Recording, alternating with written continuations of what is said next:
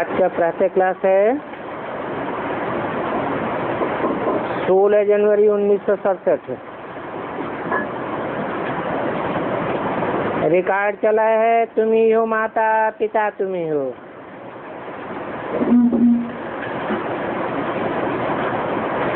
ऊंच से ऊंच भगवान की ऊंच से ऊंच महिमा भी की है।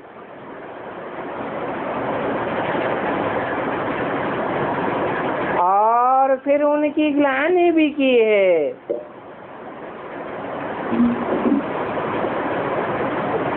अब ऊंच से ऊंच बाप आकर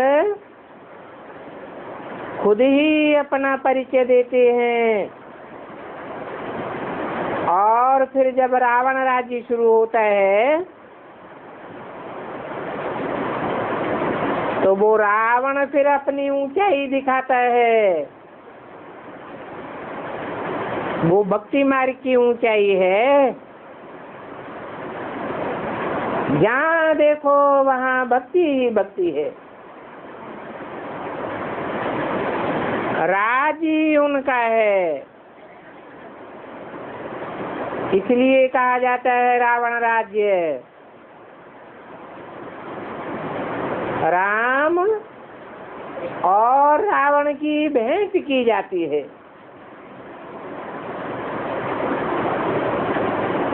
बाकी वो राम तो त्रेता का राजा हुआ,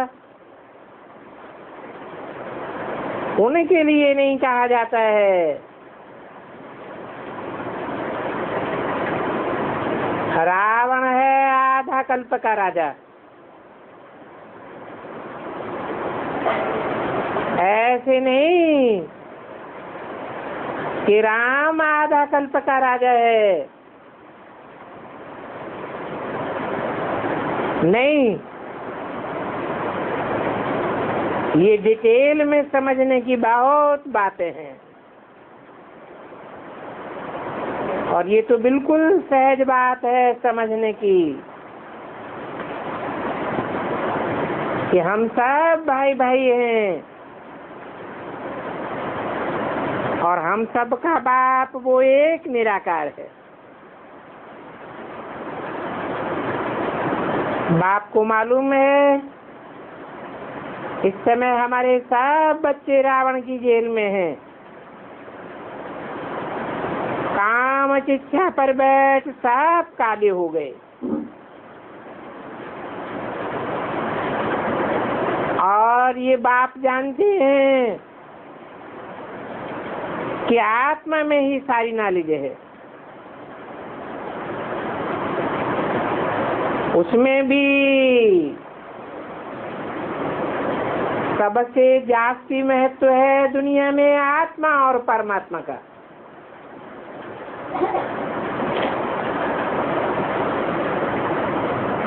इतनी छोटी सी आत्मा में कितना पार्ट भरा हुआ है, जो कि लगातार बजाती ही रहती है। देह अभिमान में आकर भी पार्ट बजाती है, फिर स्वधर्म भूल जाता है। अभी बाप आकर आत्मा अभिमानी बनाते हैं, क्योंकि आत्मा ही कहती है कि हम पावन बने। तो बाप कहते हैं पावन बनने के लिए माम एकम याद करो। आत्मा पुकारती है, हे परमपिता परमात्मा पतित पावन। अभी हम सब आत्माएं पाप पतित बन गई हैं। संस्कार तो सब प्रकार की आत्मा में ही होते हैं। आत्मा सिर्फ कहती है हम पतित बने। पतित कहा जाता है जो विकार में जाते हैं।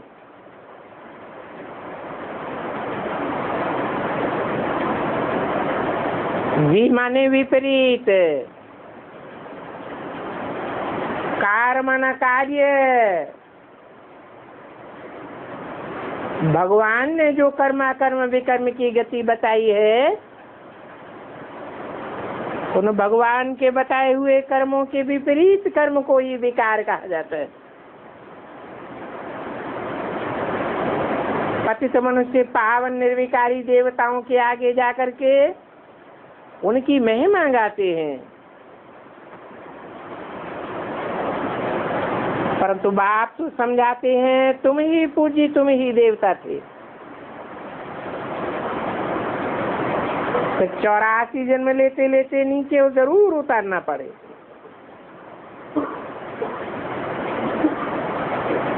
ये खुद ही पतित से पावन, पावन से पतित होते हैं।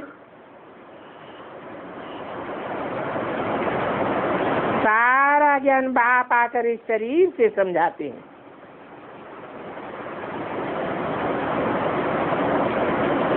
अभी सबका अंतिम जन्म है, सबको हिसाब किताब चुकतू करके जाना है। बाबा साहब साक्षात्कार करवाए देते हैं। जो पतित हैं उनको अपने विकर्मों के दंड जरूर भोगने पड़े। पिछाड़ी का कोई जन्म देकर ही सजा देंगे और मनुष्य तन में ही सजा खावेंगे।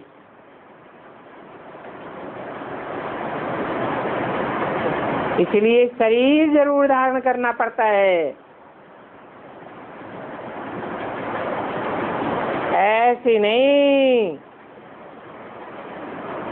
कि सूक्ष्म संकल्पों में या सूक्ष्म शरीर से सजा खा लेंगे। नहीं, आत्मा फील करती है हम सजा भोग रहे हैं। जैसे काशी करवट खाते समय दंड भोगते हैं, उस समय पीछे किए हुए पापों का सारा साक्षात्कार हो जाता है। आत्मा को सजा फील होती होगी। आत्मा गर्भ जेल में ही कितनी छोटी आत्मा वहां भी फील करती है। तब तो कहती है हमें बाहर निकालो। त्राही करते हैं, क्षमा करो। अभी हम फिर से ऐसे कर्म नहीं करेंगे। तो ये सब साक्षात्कार होता है और साक्षात्कार में ही क्षमा मांगते हैं, फील करते हैं, दुख भोगते हैं। तो सबसे जास्ती महत्व है आत्मा और परमात्मा का। आत्मा कैसे 84 जन्मों का पार्ट बजाती है? तो आत्मा ही सबसे पावरफुल हुई। सारे ड्रामा में महत्व है आत्मा और परमात्मा का, जिसकी महत्व को और दुनिया में कोई भी नहीं जानते। एक भी मनुष्य नहीं है जो जानता हो कि आत्मा क्या है, परमात्मा क्या है। सन्यासी भी ये बात नहीं जानते हैं, बल पवित्र रहते हैं, इसलिए उनके आगे जाकर के नमन करते हैं और उनसे डरते भी हैं। कहीं इनको नाराज करने से भारत को कुछ न हो जावे।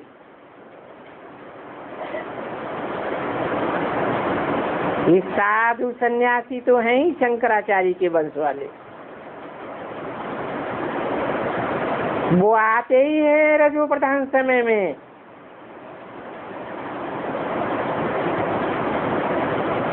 परंतु वहां आकर के क्या करेंगे? तो ये तो देरी से आते हैं, परंतु वो भक्त लोग तो इनसे डर जाते हैं। तो ड्रामा अनुसार ये भी चलता है। तुम बच्चों को तो अभी ज्ञान है कि ये कोई नई बात नहीं है,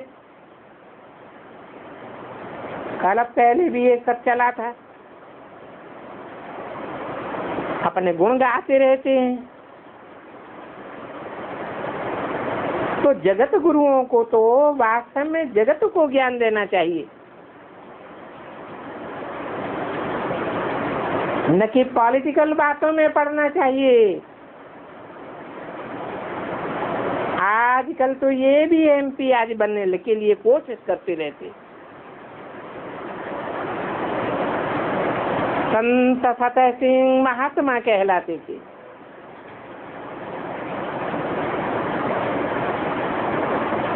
देखो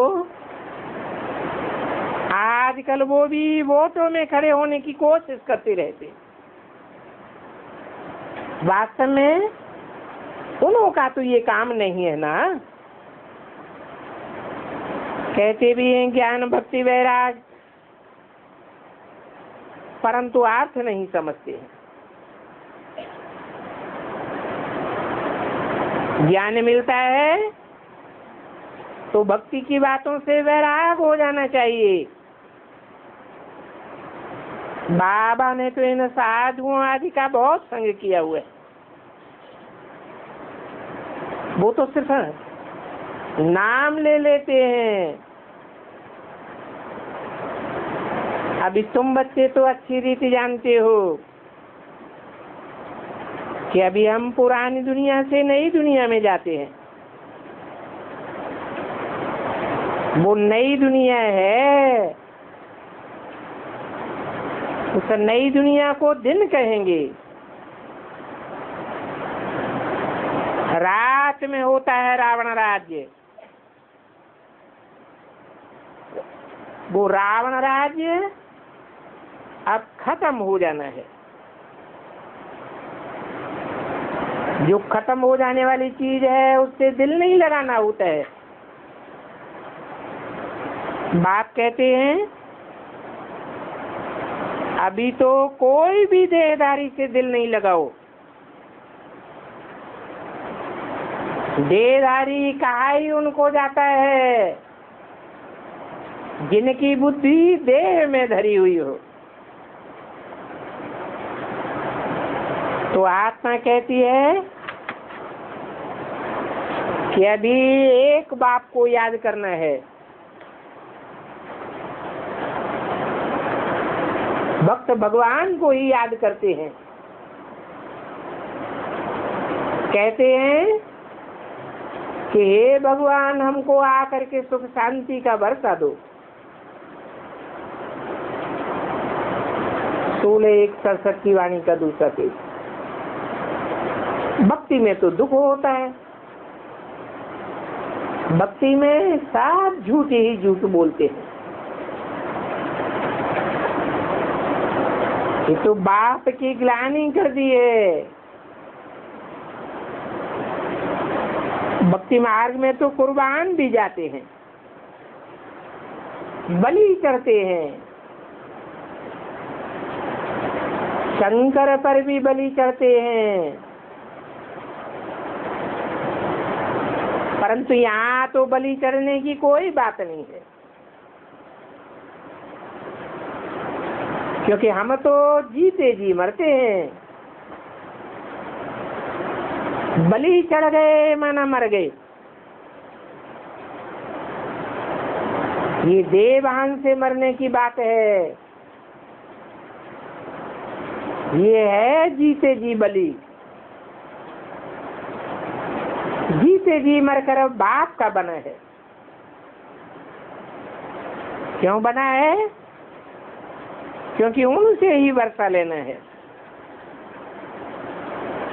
उनसे वर्षा लेना है तो उनकी मत पर चलना है।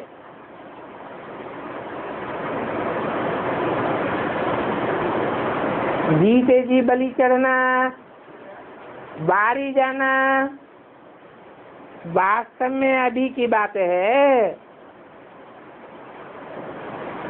भक्ति मार्ग में तो फिर देखो वो कितनी जीव घात आदि कर देते हैं,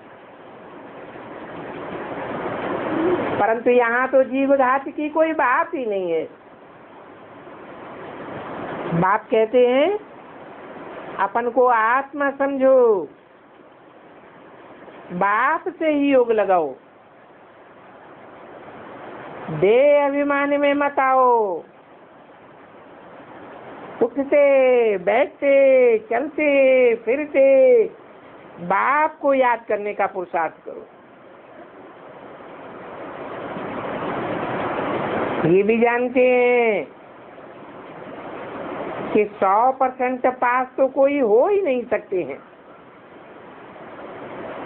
क्योंकि अभी भूलें बहुत करते रहते हैं। सावधानी नहीं मिलेगी तो भूलें छोड़ेंगे कैसे।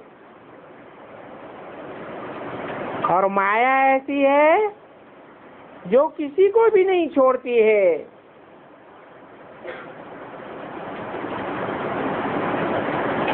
खुद भी कहते हैं बाबा हम माया से हार खा लेते हैं।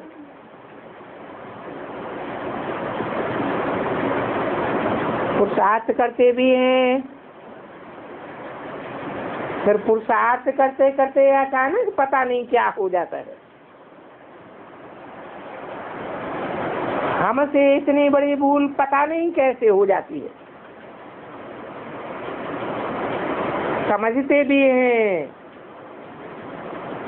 कि इस भूल से हमारा नाम बदनाम होगा, ब्राह्मण कुल में ही नाम बदनाम होगा, फिर भी माया का ऐसे बाहर होता है जो समझ में ही नहीं आता है। देह अभिमान में आने से जैसे कि बेसमझ बन जाते। बेसमझी का काम होता है तो फिर अंदर अंदर ग्लानि भी बहुत होती है। और अंदर आत्मा में ग्लानि आने से वर्षा कम हो जाता है। ऐसे ऐसे बहुत भूले करते हैं। देखो मथुरा सेंटर का नारायण कुमार ब्रह्मचारी था।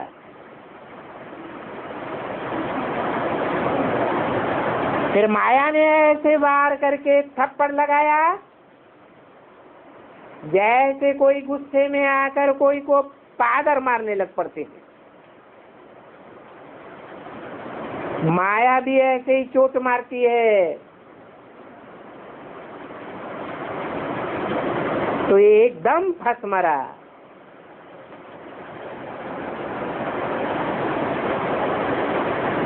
सेंटर चलाते थे, बहुतों को कहते थे, समझाते थे काम महाशत्रु है, और खुद ही काम के वशीभूत होकर के काला मुंह कर दिया। अब बहुत पछताते हैं। अभी तो फिर से बहुत मेहनत करनी पड़ेगी। अपना भी नुकसान किया तो दूसरे का भी नुकसान किया। अच्छा, अब फिर स्मृति में आता है कि बाबा हमसे भूल हो गई, कितना घाटा हो गया। अब बाप तो कहते हैं कि दे दाम तो छूटी ग्रहण।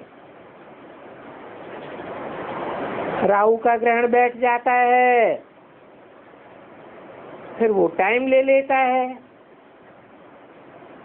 चाढ़ी चढ़ करके फिर उतरना मुश्किल हो जाता है। मनुष्य को शराब की आदत पड़ती है तो फिर छुड़ाने में कितनी मुश्किलात होती है। सबसे जाती है काला मुंह करना। ये छोड़ना बहुत मुश्किल होता है, क्योंकि घड़ी घड़ी शरीर याद आता है। फिर अगर बच्चा पैदा हुआ तो और ही याद बढ़ जाएगी।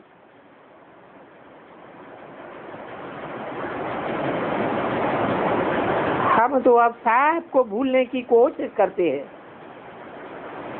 और एक को याद करते हैं। वो फिर याद के लिए पैदाइश करते रहते हैं। तो सब कहेंगे ना, ये हमको क्या ज्ञान देंगे? इनका तो कोई भी नहीं सुनेगा। ऐसे ऐसे भी इत्तेफाक होते रहते हैं।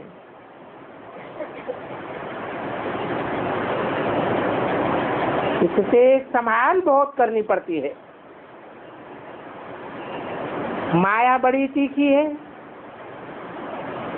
सारा दिन शिव बाबा को याद करने के ही ख्याल रहना चाहिए, क्योंकि अब नाटक पूरा होता है। हमको वापस जाना है। ये शरीर भी खत्म हो जाना है। जितना बाप को याद करेंगे तो देह अभिमान छूट जाएगा। और कोई को अगर याद करेंगे तो वो वैर जरूर लेंगे। तो समझो कितनी बड़ी मंजिल है। सिवाय एक बात के और कोई के साथ दिल नहीं लगानी। अगर दिल लगावेंगे तो बार बार वो सामने आवेंगे और वैर जरूर लेंगे। तो बहुत ऊंची मंजिल है। कहना तो बड़ा सहज है। लाखों में कोई माला का दाना निकलती है और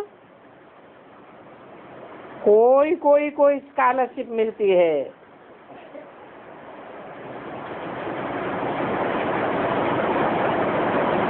स्कॉलरशिप मिलती है 2-3 वर्ष के लिए। जो अच्छी मेहनत करेंगे जरूर स्कॉलरशिप लेंगे। समझा जाता है कल पहले जो पुरुषार्थ किया है वो ही करेंगे। तो साक्षी होकर के देखना है मैं कैसी सर्विस करता हूँ। बहुत बच्चे चाहते हैं जिस्मानी सर्विस छोड़ इस सेवा में ही लग जावे, परंतु बाबा तो हर एक के सर्कमस्टांसेस को भी देखते हैं। देखते हैं कि अकेला है, कोई बंधन नहीं है तो हर्जा नहीं है। फिर भी कहते हैं नौकरी भी करो और ये धंधा भी करो।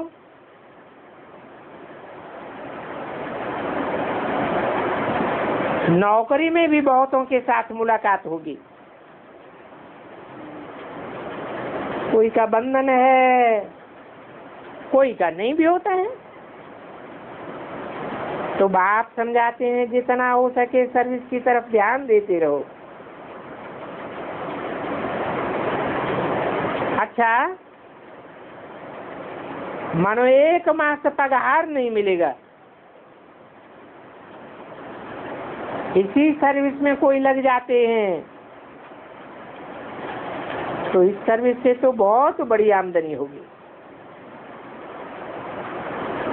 फिर यहाँ से रिफ्रेश होकर के जावेंगे।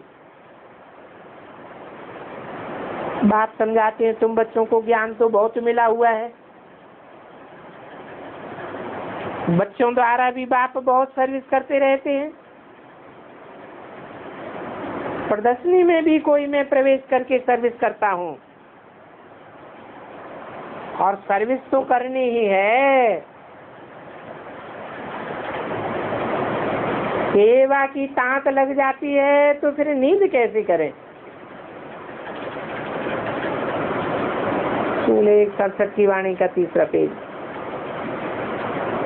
ये भी जानते हैं कि शिव बाबा तो है ही जागती ज्योति, सदैव जागने वाला है। हमारी आत्मा तो थक करके सो जाती है, थकता तो शरीर है ना, तो फिर आत्मा भी क्या करे, क्योंकि शरीर काम नहीं देता है। बाप तो अथक है, वो है ही जागती ज्योति, वो आकर के सारी दुनिया को जगाते हैं। उनका पार्ट ही वंडरफुल है। जिसको तुम बच्चों में भी यथार्थ थोड़े ही जानते हैं। कालों का काल है बाप, उनकी आज्ञा नहीं मानेंगे तो धर्मराज से बहुत दंड खावेंगे।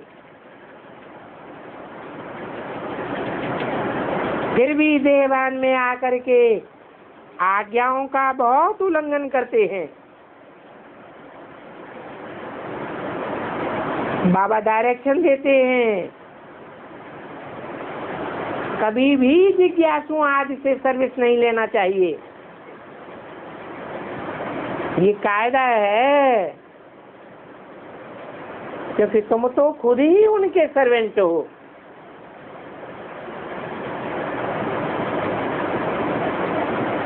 ईश्वरीय सेवा से यहाँ सुख लेंगे तो वहाँ का सुख कम हो जाएगा। फिर भी सेवा लेना छोड़ते नहीं है, आदत पड़ जाती है तो सर्वेंट के बगैर रह नहीं सकते हैं।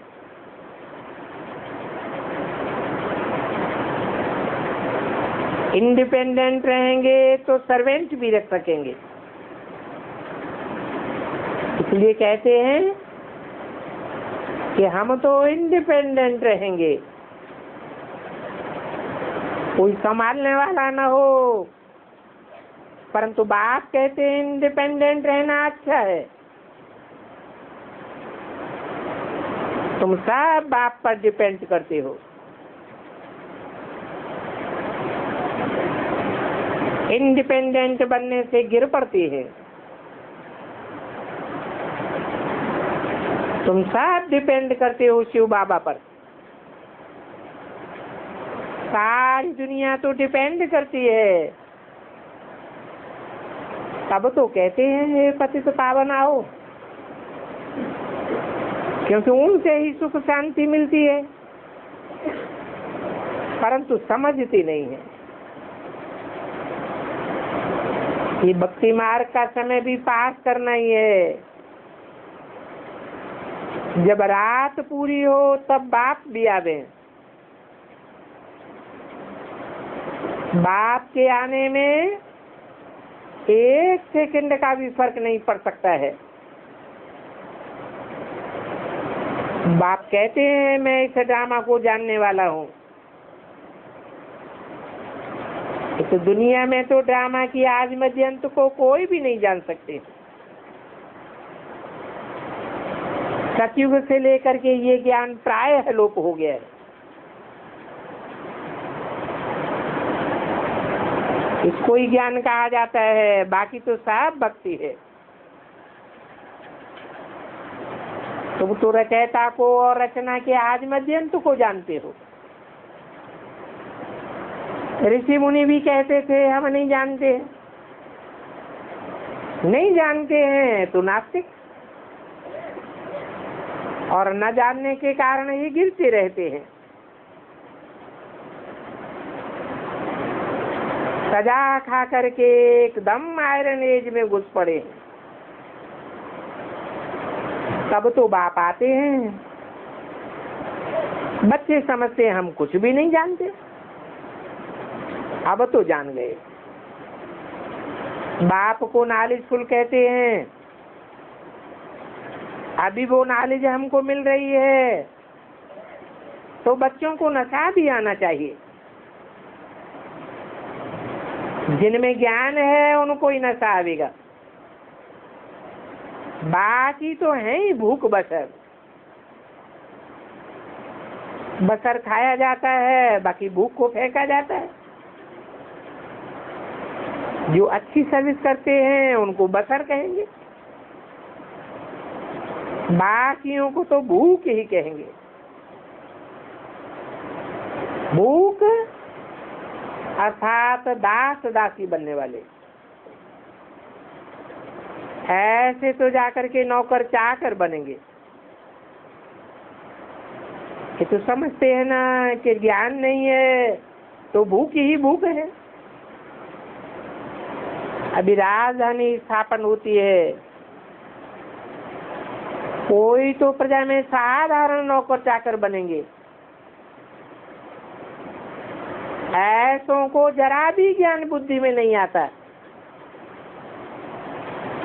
वंडरफुल बात है ना। ऐसे ज्ञान तो है बहुत आसान।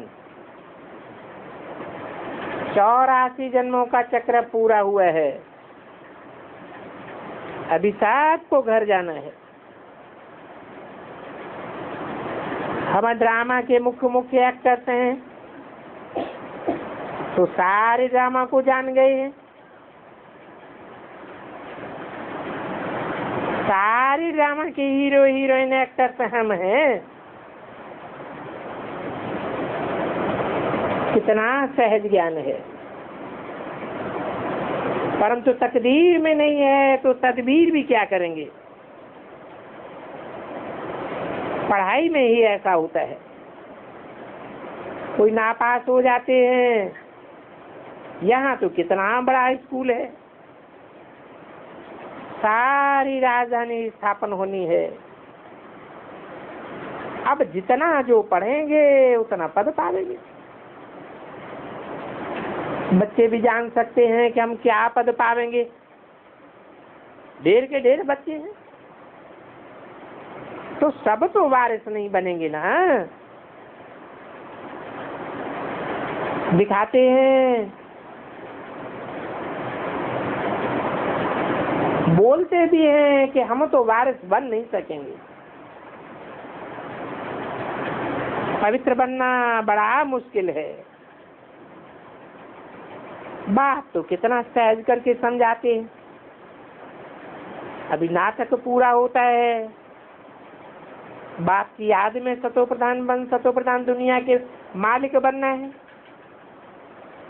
जितना हो सके याद में रहना है। तकदीर में ही नहीं है तो फिर बाप के बदले औरों को याद करते रहते। कोई से भी दिल लगाने से फिर रोना भी बहुत पड़ेगा। बाप कहते हैं इस पुरानी दुनिया से दिल नहीं लगानी है, ये सब खत्म हो जाएंगे। परंतु ये बात किसी की बुद्धि में बैठती नहीं है। वो तो समझते हैं कलयुग अर्जुन का आखिरी समय चलना है, घोर नींद में सोए पड़े हैं। तुम्हारा ये प्रदर्शनी की सेवा का विहंग मार्ग निकला है, परंतु ये विहंग मार्ग है प्रजा बनाने का। हाँ, पुरुषार्थ करेंगे तो कोई राजा रानी भी निकल पड़ेंगे। बहुत ही हैं जो सर्विस का अच्छा ही शौक रखते हैं। फिर कोई गरीब हैं, कोई साहूकार हैं, औरों को भी आप समान बनाते हैं, तो इसका भी फायदा मिलता है। अंधों की लाहट ही बनना है। सिर्फ इतना बताना है कि बाप को और वर्षे को याद करो। विनाश सामने खड़ा है। जितना जितना विनाश का समय नजदीक आता जाएगा, तो तुम्हारी वृद्धि को सर्विस बहुत पावेगी। समझेंगे बरोबर, ठीक है। तुम रणिया तो मारते ही रहते हो कि विनाश होने वाला है।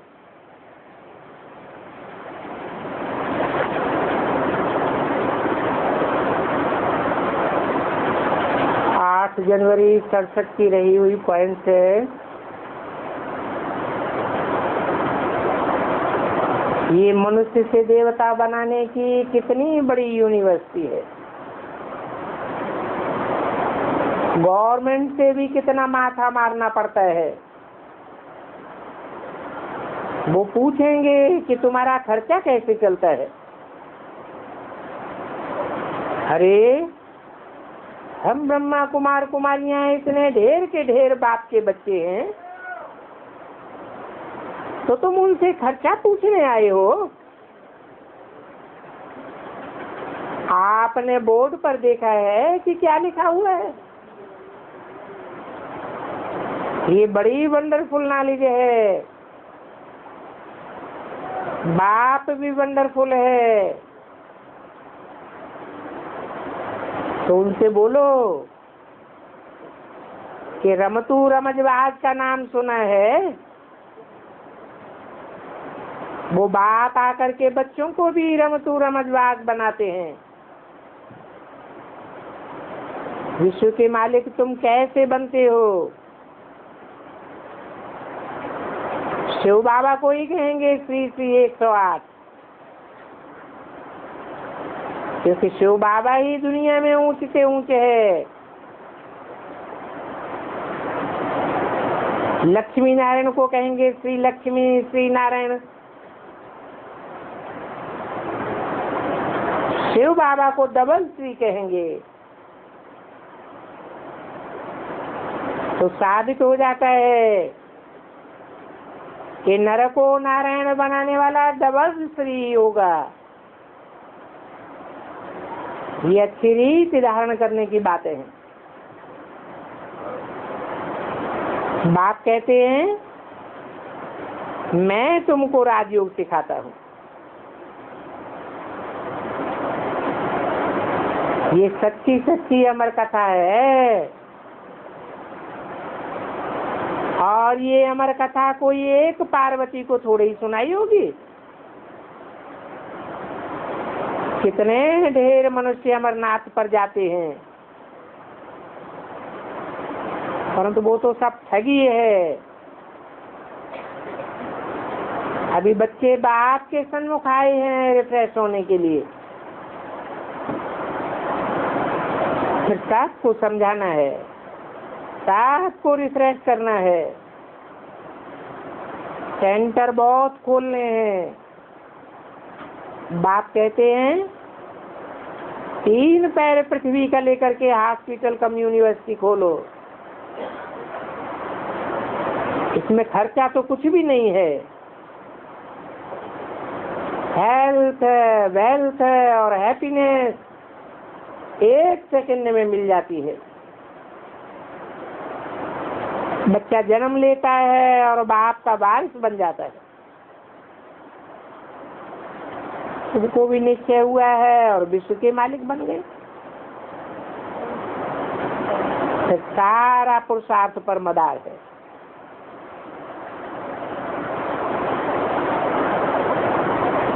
एक ही घर में स्त्री ब्राह्मणी बनती है, पति शूद्र होता है। बच्चा ब्राह्मण बनता है तो बाप शूद्र। ऐसे में फिर घर में बहुत घोटाला पड़ जाता है। तो घर में भी बड़ी युक्ति से चलना चाहिए। बाप के ऊपर रिस्पॉन्सिबिलिटी बहुत है। ये मोह भी जब टूटे तब बात है। बच्चा अगर बाप की आज्ञा नहीं मानता है तो वो बच्चा बच्चा नहीं है। ऐसे को कपूत कहेंगे। भूख बसर कहा जाता है ना। वो तो जाकर के बसर का भूख बनेंगे। जो भूसी होती है उसको फेंका जाता है। जो बसर अर्थात काम के हैं वो देवता बन जाते हैं। बाकी जो भी भूख होगा वो सब खलास हो जाएगा। कन्याओं को तो बहुत खड़ा होना चाहिए। कन्या पवित्र होती है, जब पतित बनती है तो पावन बनने में बड़ी मुश्किलात होगी। इसलिए कन्याओं पर जोर जास्ती दिया जाता है, क्योंकि यहाँ कन्याएं बहुत पास होती हैं। बच्चों को तो प्रॉपर्टी का मोह रहता है, तो इसके लिए बाप युक्ति बताते हैं, तुम बाप की प्रॉपर्टी क्यों गवाते हो?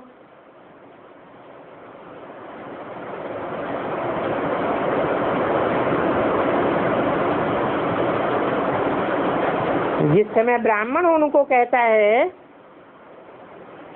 कि पति तुम्हारा गुरु ईश्वर है, उनकी आज्ञा पर चलना है, तो उस समय लिखवाए लेना चाहिए।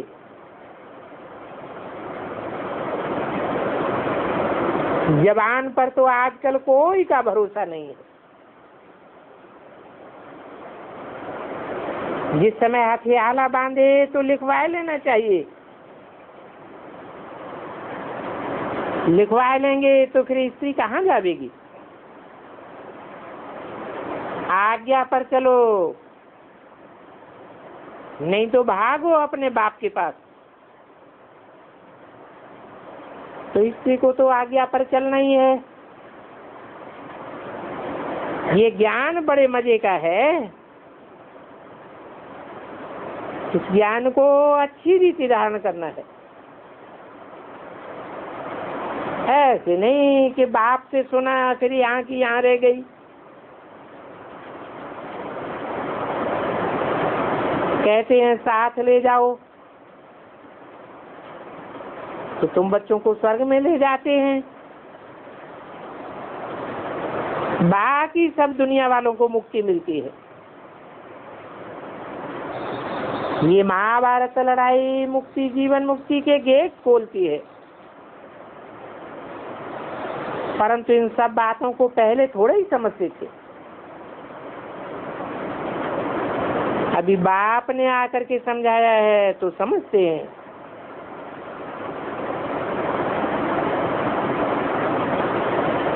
अच्छा,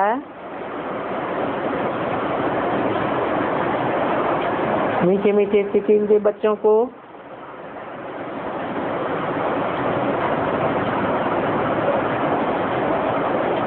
आज बुधवार के दिन माता पिता बाप दादा का याद प्यार ओम शांति।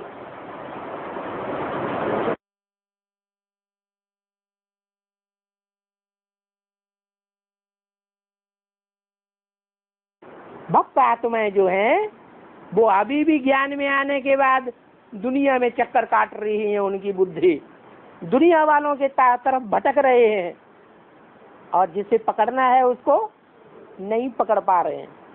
भक्ति मार्ग में भी ऐसे होता है। तीर्थ यात्राएं करते हैं, चारों धाम करते हैं, जन्म जन्मांतर कभी क्रिश्चियन धर्म में गए तो गिरजाघर में चक्कर काटते हैं, हिंदू धर्म में जन्म लिया तो मंदिरों में चक्कर काटते हैं, सिखों में जन्म लिया तो गुरुद्वारे के चक्कर काटते हैं, मुसलमान बने तो मस्जिद के चक्कर काटते हैं।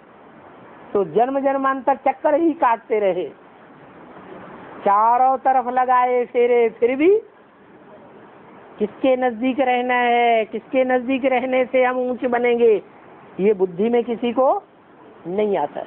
चलो वो तो भक्ति मार्ग है, वहां तो ज्ञान ही नहीं होता, ज्ञानदाता ही नहीं होता। और यहाँ तो ज्ञानदाता मिला हुआ है। ज्ञानदाता मिला हुआ होने के बावजूद भी जो 8 ज्ञानी आत्माएं हैं उनको छोड़ करके बाकी 7 चक्कर काट रहे हैं, चारों तरफ लगाए फेरे, फिर भी जिसके नजदीक पहुंचना है उससे दूर ही दूर बने रहते।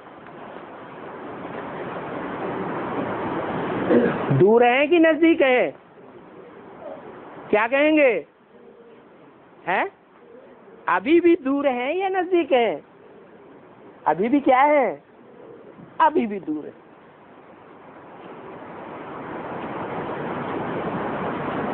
आठ के लिए गायन है कि आठ नजदीक पहुंच जाते हैं, खोपड़े पर समा जाते हैं, दिल में समा जाते हैं, और बाकी भले 108 के दाने हैं तो ये दाने नंबरवार दूर होंगे या सब एक जगह होंगे? सब एक जगह हो ही नहीं सकते। बाबा गंगा तो ऊपर में बैठी है ना बाबा, 8 से ऊपर में। फिर ऊपर ही बैठी रहती है कि नीचे भी उतरना पड़ता है? राम तेरी गंगा मैली ये किस समय का गायन है? ऊपर ही चढ़े बैठने का गायन है या नीचे उतर गई है? इसलिए नदियों के लिए गायन है, नदियों के लिए बोला है। नदी वो जिसका सागर से कनेक्शन है, संबंध जुटा हुआ है। संबंध इंद्रियों से जोड़े जाते हैं, यह सिर्फ मन से संबंध होता है, इंद्रियों से ही संबंध जोड़े जाते हैं। तो नदी वो जो सागर से संबंध जुटा हुआ है, कनेक्टेड है। अगर सागर से कनेक्टेड नहीं है तो नदी नहीं है, वो क्या है? नाला है, भले वो गंगा नदी क्यों न हो। बाबा भागीरथी किसको कहा है? भागीरथ से जो पैदा हुई सो भागीरथी।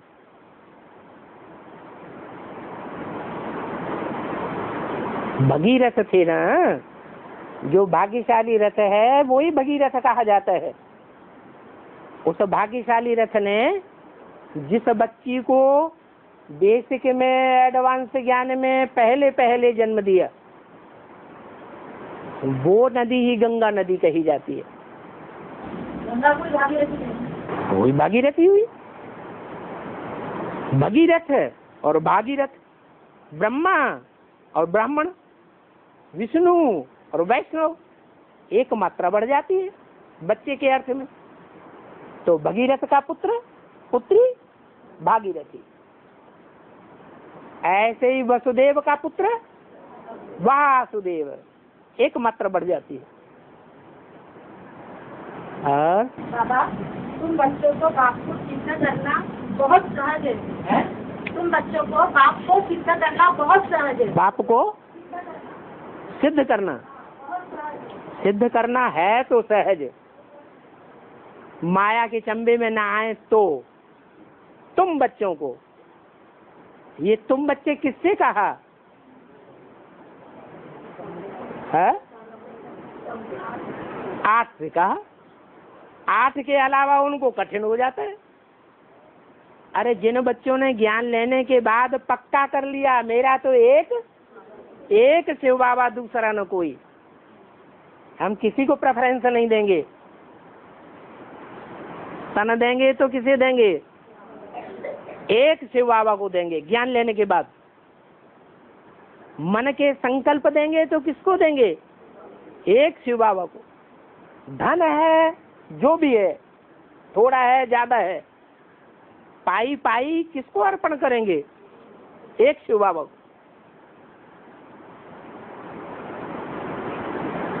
समय, संपर्क, संबंध, ये ताकत तो होती है ना संबंधों की, वो भी किसको देंगे? एक शिव बाबा को देंगे, जिन्होंने शुरुआत से ही ये फैसला किया हुआ है और प्रैक्टिकल कर्मों में देखा भी जा रहा है कि ये बच्चे ऐसे ही हैं। बाकी सारी दुनिया से इन्होंने तिलांजलि दे दी, नष्टो मोहा। शुरुआत से ही लंबे समय का उनका पुरुषार्थ ऐसा है। क्या? एक संग जोड़ और संग तोड़। तो उनके लिए ये गायन है। और ब्रह्मपुत्र नदी, ब्रह्मपुत्र नाम कैसा दिया? क्या नाम दिया? ब्रह्मपुत्र नदी है, हाँ, लेकिन उसका नाम ब्रह्मपुत्र क्यों दिया है? क्या कारण है? क्योंकि जो ब्रह्मपुत्र नदी भक्ति मार्ग में गाई गई है, ब्रह्मपुत्री, वो ब्रह्मा की क्या है? पुत्री है। माने कोई ब्रह्मा कुमारी है जो ब्रह्मा की पुत्री है। ब्रह्मा की असली अव्वल नंबर कुमारी कौन हुई? जगदम्बा हुई या लक्ष्मी हुई? लक्ष्मी हुई। वो सदैव ऊंची ऊंची स्टेज में बहती है, अपवित्रता के गड्ढे में नहीं जाती है। बड़ी लंबी नदी है और उसमें जल भी बहुत भरा हुआ है।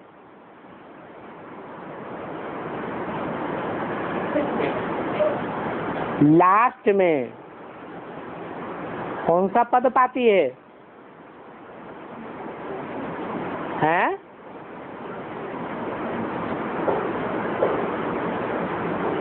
अरे बाद में जो पद पाती है वो दुनिया का सबसे बड़ा पद कौन सा है? परम पद जिसे कहा जाता है। दुनिया में ऊंचे से ऊंचा पद कोई है? हैं? विष्णु पद सबसे ऊंचा है,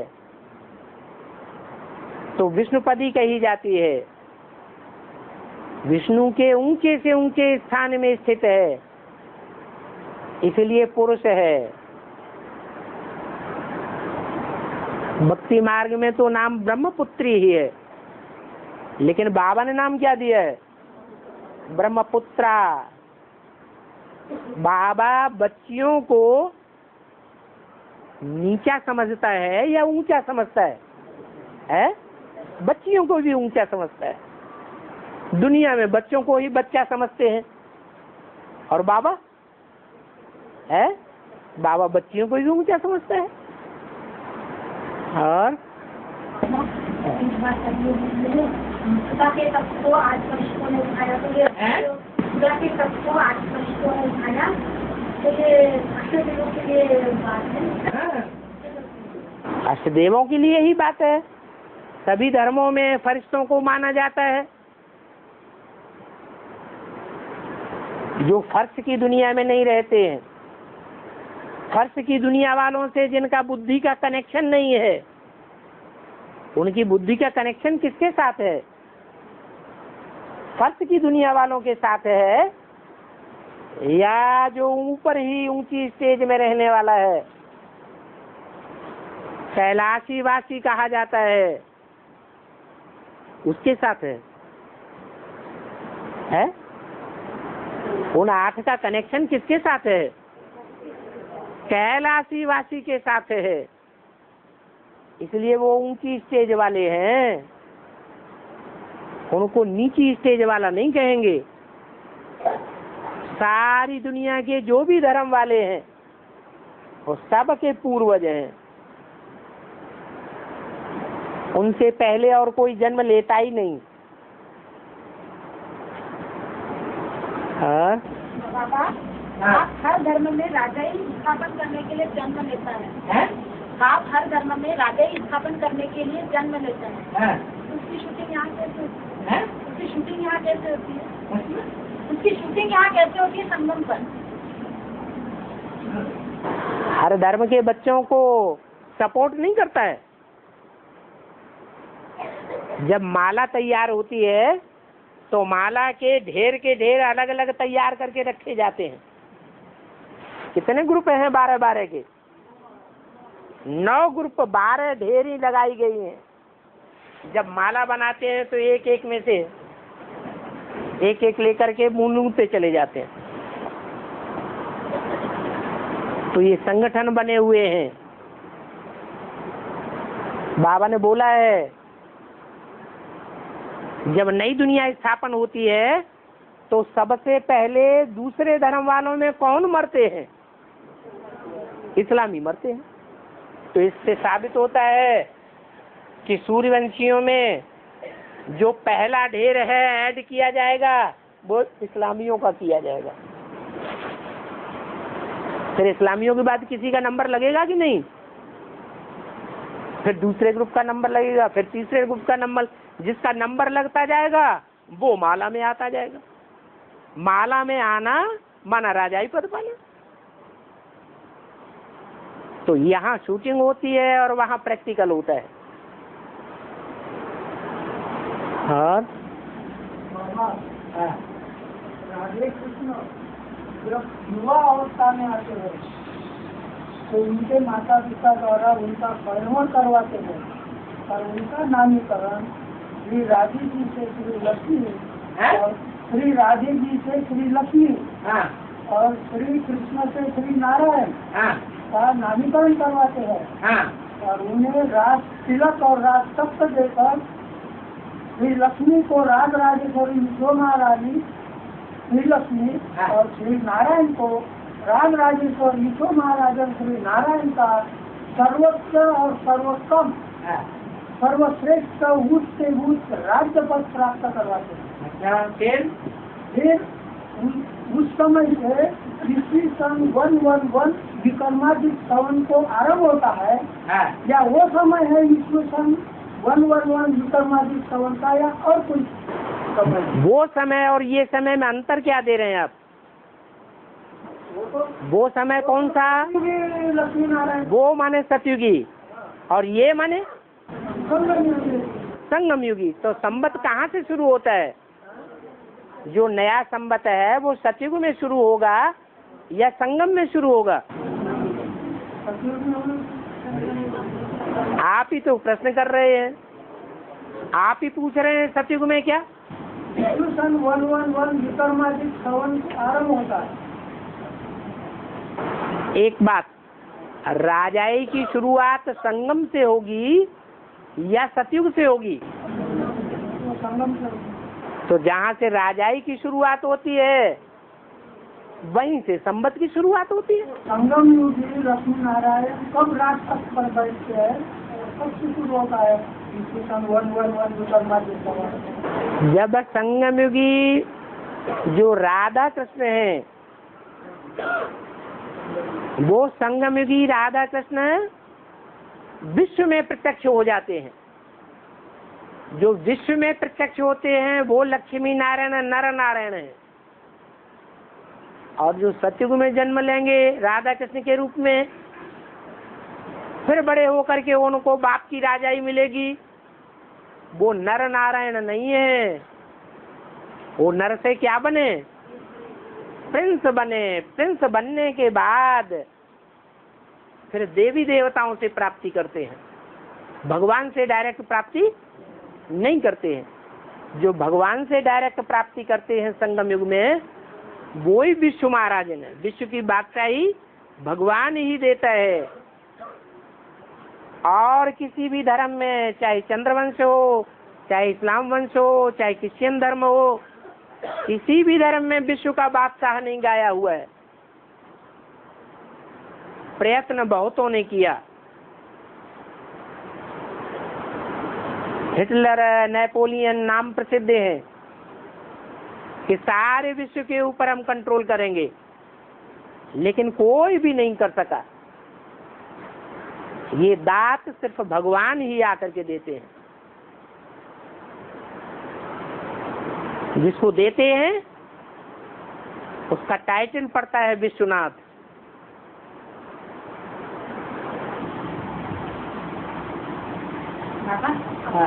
कुमार का प्रश्न है, श्रीमत की लिखा लक्ष्मण ने क्यों खींची?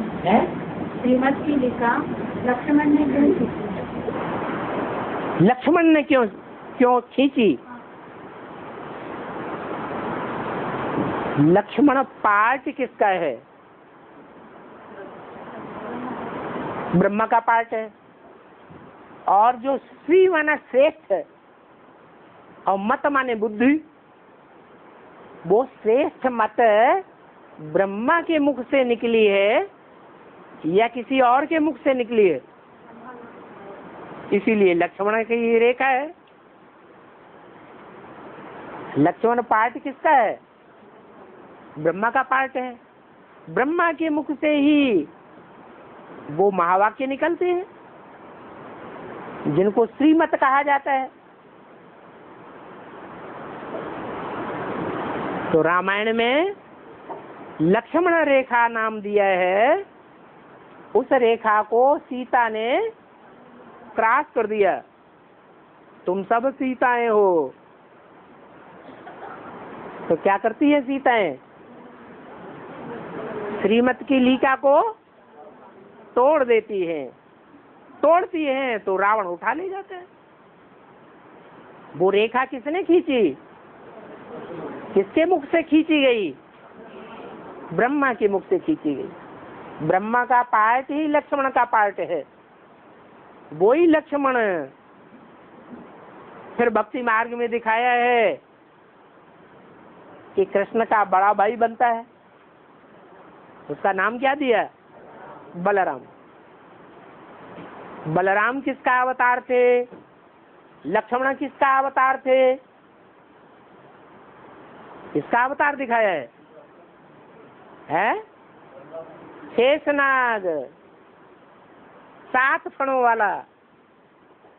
7 फण कोई दूसरे नहीं है, जो सतयुग के 7 नारायण हैं, कम कलाओं वाले, दूसरे धर्मों में कन्वर्ट होने वाले, वो ही 7 फण हैं जो रक्षा करते हैं विश्व की। सदैव साथी बन करके रहते हैं, जिनका नाम संगम युग में नाम दिया है क्या? बाप दादा।